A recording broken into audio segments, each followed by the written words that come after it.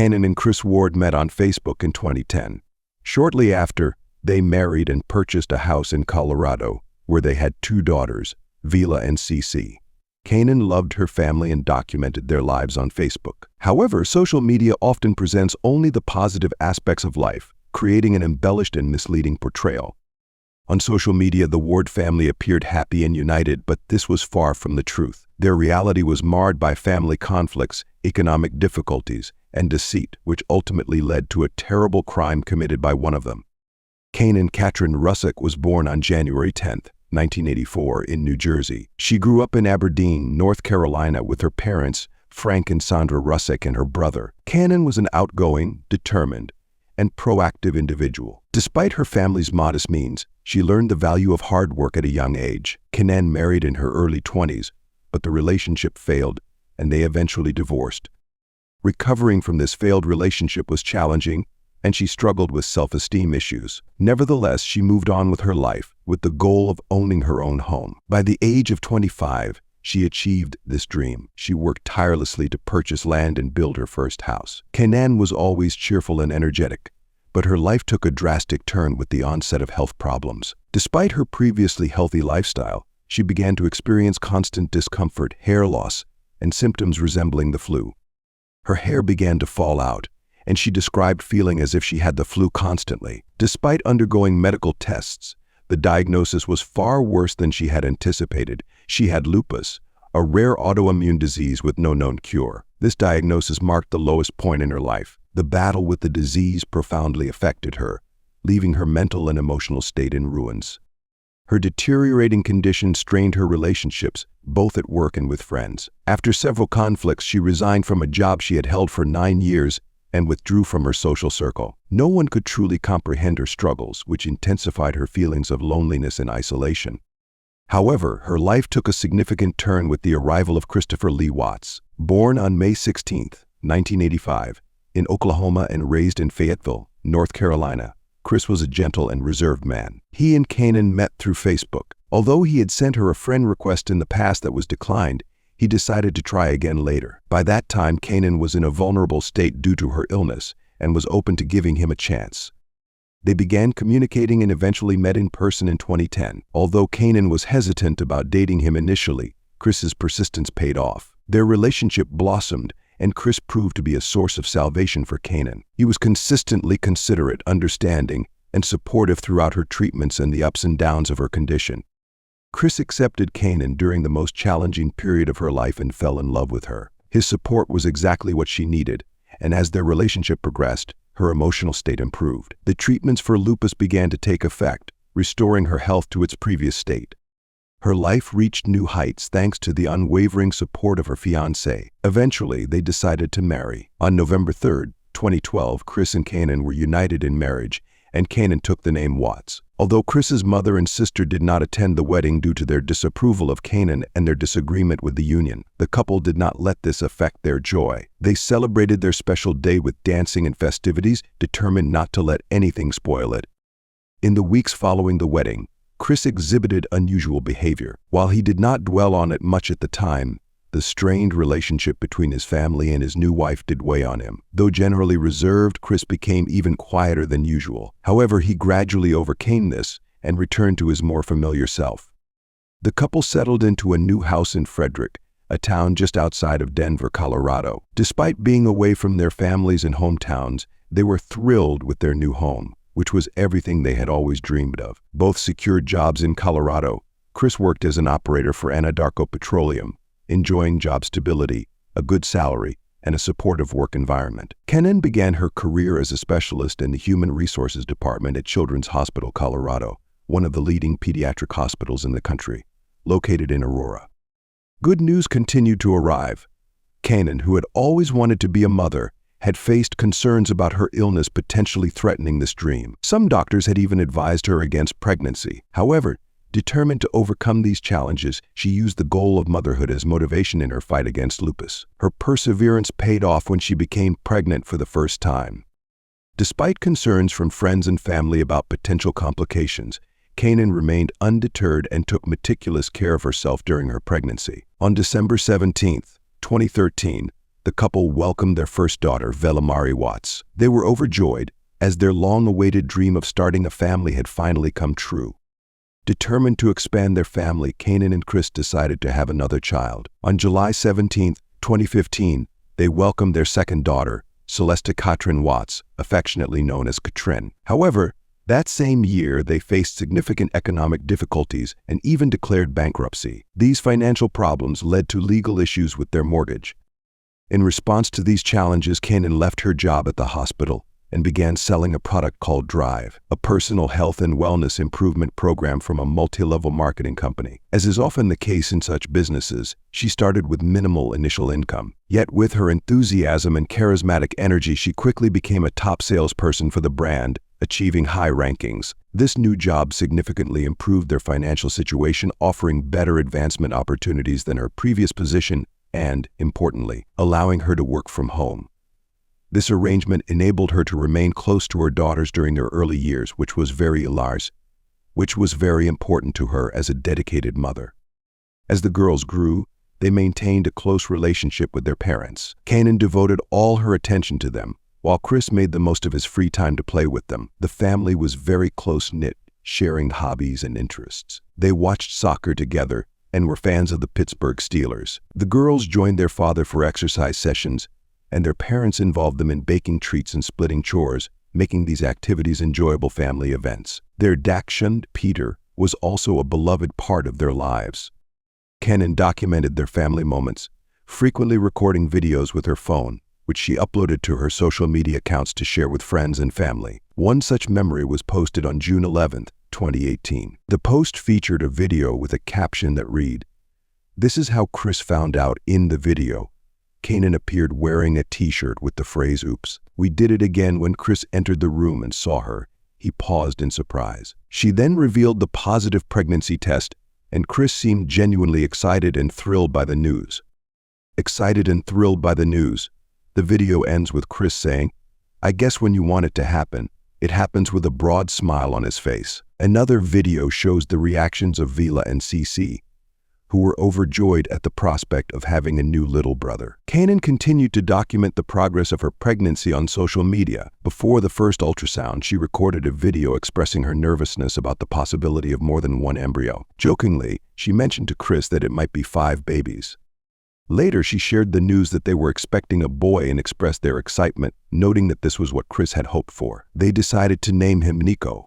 However, what is visible on social media often represents only one side of the story. Social media profiles typically portray an idealized version of life, showcasing positive experiences and happy moments while concealing personal conflicts and negative aspects. This creates an illusion of a perfect life, which may be far from the reality. The Watts situation was no exception. While their Facebook posts depicted a sunny and seemingly perfect life, the truth was much darker. Economic complications resurfaced, and the couple faced a lawsuit from their neighborhood homeowners association. They experienced frequent conflicts and felt that their relationship had lost its spark.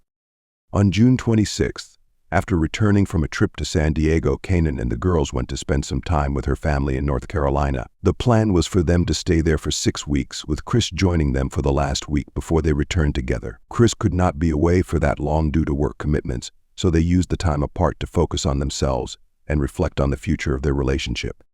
Kanan was determined to save the marriage, but Chris had other plans. A few months earlier, he had met Nicole, a co-worker, and they grew close during Kanan's absence. As Kanan and the girls spent time away, Chris and Nicole began a serious relationship. Despite knowing about Chris's wife and daughters, Nicole was led to believe that he was in the process of separating. While Chris was involved with his mistress, Kanan was attempting to communicate with him to discuss their relationship and explore him. Giannan began to get frustrated with Chris. She rarely received messages from him, and he hadn't called her since they had moved. She reproached him for his absence, especially since his family was far away and she was feeling very upset.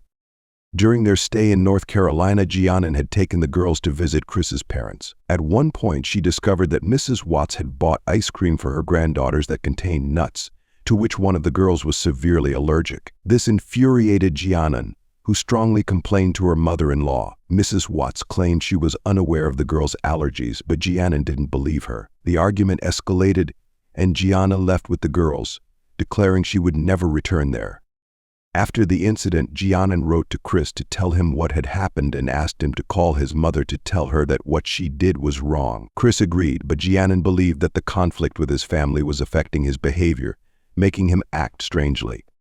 Throughout the rest of the trip, Jianan continued to request communication, and although Chris apologized and promised to make things right, his behavior did not change. He spent his days between work, exercise, and going out with Nicole while neglecting his family for long periods.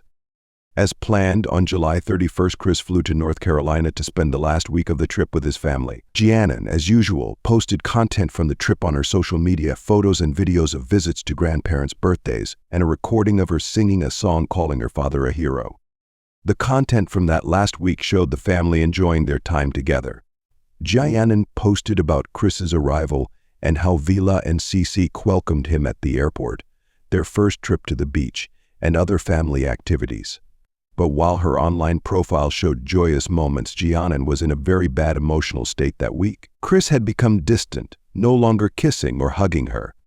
Jianan felt devastated as Chris had stopped kissing and hugging her, treating her as if she were nothing more than a friend. Desperate to save their marriage, she was willing to do whatever it took, but she was starting to believe that saving their relationship might no longer be an option. With a new child on the way and still in love with Chris, who had been by her side for the past 8 years, Jianan was terrified and anxious about what the future held. However, the reality turned out to be far worse than she could have ever imagined.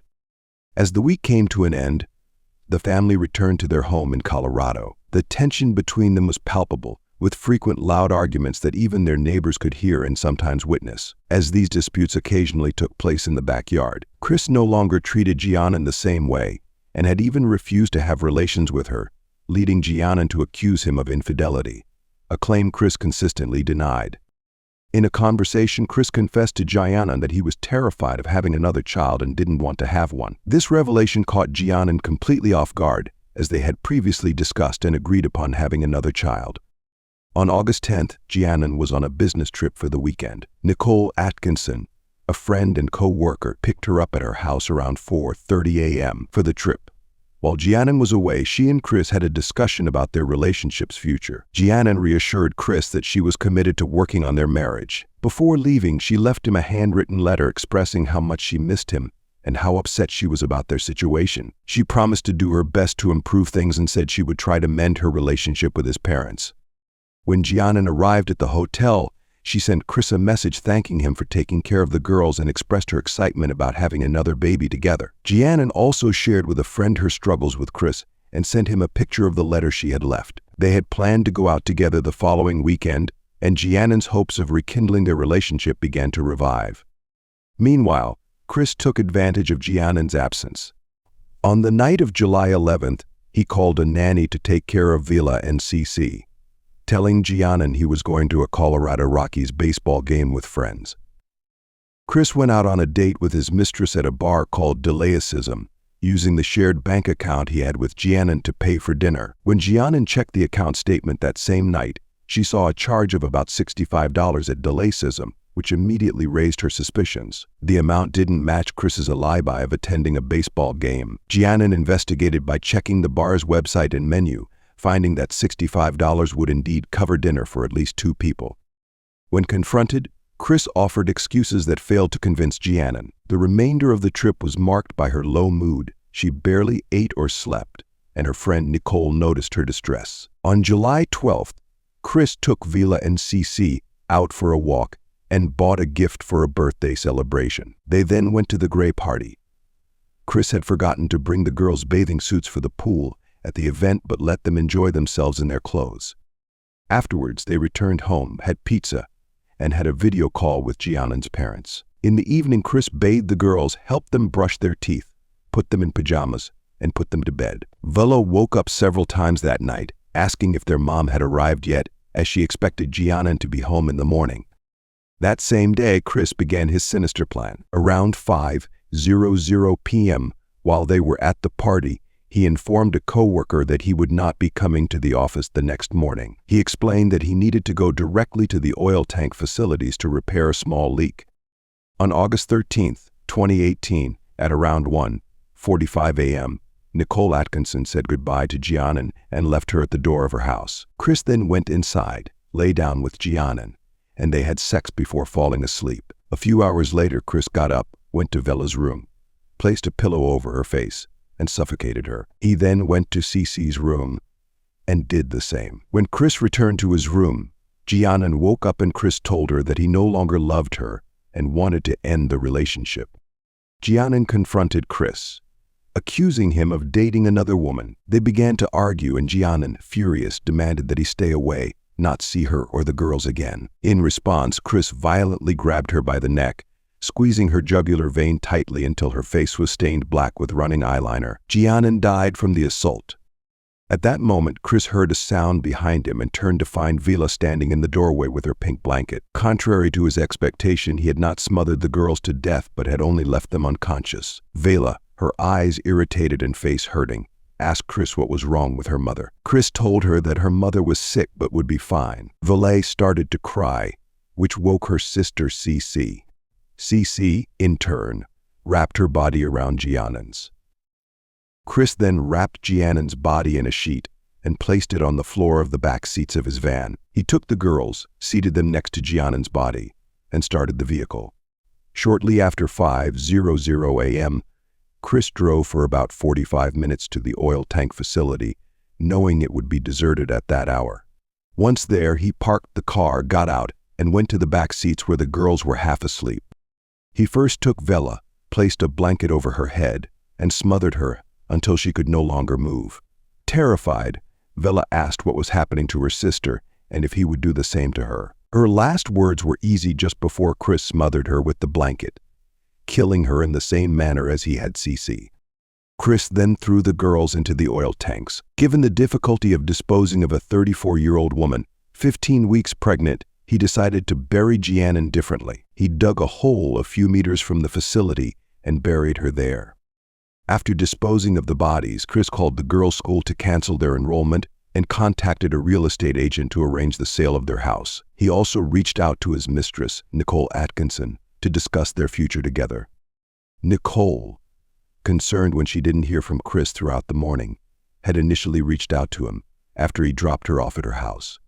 She knew he had an appointment with his doctor at 9:00 a.m., so she called the clinic to inquire if they had heard from him. They informed her that he hadn't shown up and they were unable to contact him. Nicole then drove to the family's house around noon and noticed Giannon's car in the driveway. She knocked on the door several times but received no answer. Worried, she called the local police and explained the situation. An officer was dispatched to assist her. When the officer arrived, he knocked on the door repeatedly, and finding no response, began looking through the windows. Everything inside the house seemed to be in order, no signs of disturbance, broken windows, or anything out of place, except that no one was inside. The only noise was the barking of the family dog. Nicole called Giannon's parents to ask if they had a spare key to the house. The officer explained that they couldn't enter without a legal warrant or explicit permission from the homeowners. Chris, who had been informed of the situation, said he would come to the house immediately. Chris arrived around 1:30 p.m. and opened the door for them. They thoroughly searched every room. Chris feigned concern and surprise when they discovered Giannon's phone turned off and her purse with her medication inside, items she would never leave behind. He also pointed out that the girls' blankets were missing. Nate Trina, the neighbor with a security camera system, had a camera pointing towards the street that captured footage of the area in front of the Watts house. The officer and Chris went to Nate's house to review the footage recorded that morning. The video recorded that morning showed Chris leaving his house around 5:00 a.m. He appeared restless as he started the van parked at the edge of the street, moved it closer to the entrance of the driveway, and then spent some time doing something not clearly visible in the recording before leaving again. No other movements were captured before or after this event. The video actually documented the moment when Chris loaded his 2 daughters and his wife's corpse into the vehicle to transport them to Anatoco's facilities. The officer, after observing the footage, stayed briefly to gather Chris's details and then left. Nate Trina, the neighbor with the security camera, reported that Chris was acting suspiciously. She mentioned that Chris, who was usually calm and quiet, was now moving restlessly and frequently offering explanations without being asked, which she found unusual. She noted that Chris had never before driven the truck up to the house to load tools, as seen in the video. Astrid was also struck by how Chris wasn't paying much attention to the video footage. He would glance at it briefly and then turn to his phone or engage in conversation with the officers, which seemed inconsistent with how someone would act if their family was missing. She found it odd that he wasn't more focused on finding clues or suspicious activity in the footage. The officer considered Astrid's observations but also tried to empathize with Chris, suggesting that anyone in his position with a missing family would likely be nervous and act strangely. Chris and Nicole talked to all of Gianna's friends and anyone who might have information about her whereabouts, but they found no leads. The police left their contact information with Chris, and the next day they called him to request more details about his family. The police requested detailed information about Chris's family, including their height, weight, skin color, hair, and eye color, to issue search alerts. Officers were dispatched to the area to distribute flyers with the missing person's information and to question neighbors for any potential leads. Trained sniffer dogs were also brought in to aid the search. A press team from ABC's Channel 7 visited the house to record a television segment. During the interview, Chris spoke about how much he missed his family and how difficult it had been the night before without them. He expressed his concern that someone might have taken them and made a heartfelt plea for their safe return. He mentioned that they had an emotional conversation before their disappearance, but added that it was just that, an emotional conversation. Chris concluded the interview by begging his family to come back and lamented that the house felt incomplete without them. Following the interview, Chris was taken to the police station for questioning. When asked about the emotional conversation, he explained that being apart from his family had helped him understand himself better and made him realize that he wasn't happy in the marriage. He speculated that this dissatisfaction might be related to Nancy's disappearance. Despite still pretending ignorance, Chris said he initially thought his wife had left with their daughters to clear her head, but after spending more time with the investigation teams and the press, he became increasingly concerned for their well-being. Chris also mentioned his recent weight loss and improved physique, which investigators noted as a possible indicator of infidelity, a common factor in such cases. However, Chris denied any such involvement, maintaining that nothing of that nature was happening. The next day, detectives learned about Chris's affair and contacted Nicole, who was a singer. She claimed she had nothing to do with the disappearance and admitted she knew about the marital crisis, but thought they were separated. Nicole described their outings and times together while Chris's family was in North Carolina. The investigators asked Chris if he was willing to take a polygraph test, a lie detector. Chris agreed without hesitation and underwent the test. He was interrogated extensively while connected to the polygraph, with a primary focus on whether he had any involvement in his family's disappearance. Eventually, he was informed that he had failed the test. The investigators sat Chris down and demanded that he tell them the truth. They knew he was lying but still did not have the full picture. Chris's deception began to crumble.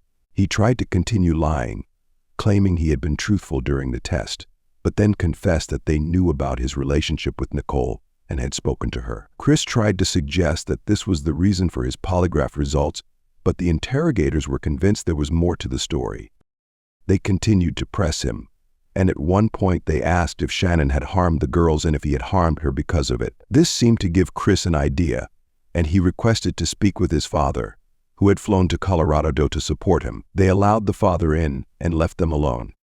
Chris spoke to his father and, in tears, confessed that he had killed Shannon, but he did not admit to everything. His story was that he wanted to break up with his wife, and she became out of control and murdered the girls. In his anger, he then strangled her, making himself look more like a victim than a perpetrator. He then told authorities where the bodies were, and recovery teams were immediately dispatched.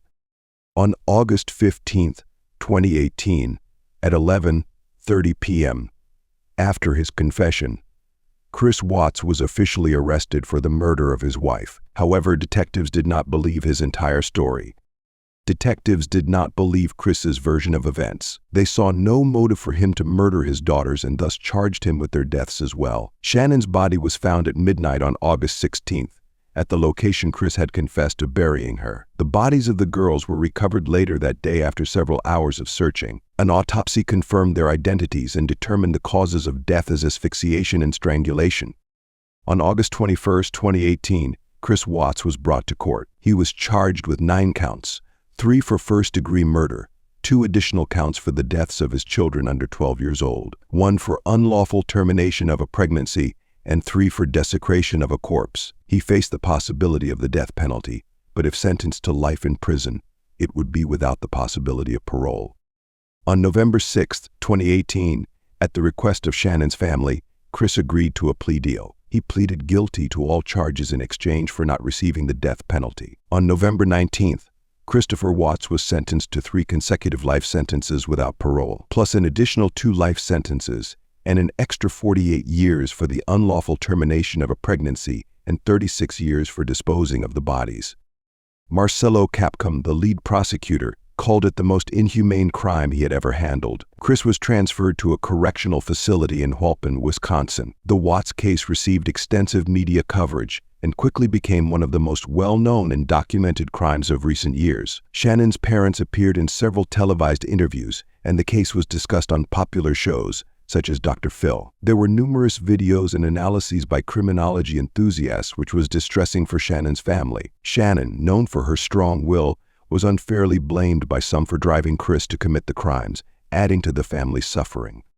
Chris appeared on television, pleading for the media to leave his family alone. It was a distressing time for Shannon's grieving parents. The following year, Chris gave an interview from prison revealing more details about the murders. He expressed remorse, claiming he kept pictures of his family and thought about them constantly. He was also writing letters with a woman named Sir and K2, who published a book titled Letters from Christopher. Christopher's tragic confessions about the murder of the Watts family. In the book, Chris confessed that he had been planning the murders for weeks and admitted to administering oxycodone to Shannon without her consent in an attempt to cause a miscarriage, believing it would make it easier to leave her for Nicole if she were not pregnant.